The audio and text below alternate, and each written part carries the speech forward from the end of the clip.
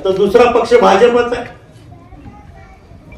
परवा पंकजाताई या ठिकाणी येऊन गेल्या, म्हणल्या आता मी दर 3 महिन्याला माजलगाव शहरात येणार, बैठक घेणार, आढावा घेणार.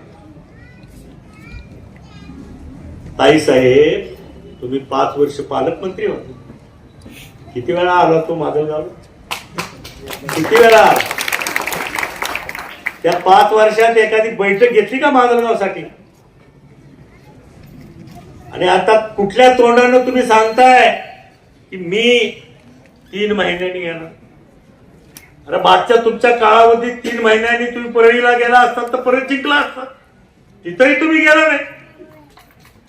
कशा करता तुम्ही खोटी आश्वासनं देता जी कधीच पाळली जाणार नाही?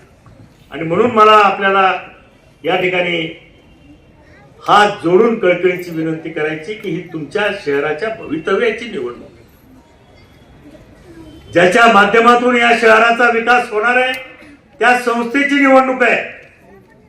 आणि म्हणून येण्या गबाळ्याला मतदान करून तुमचं मतदान वाईट घालू नका.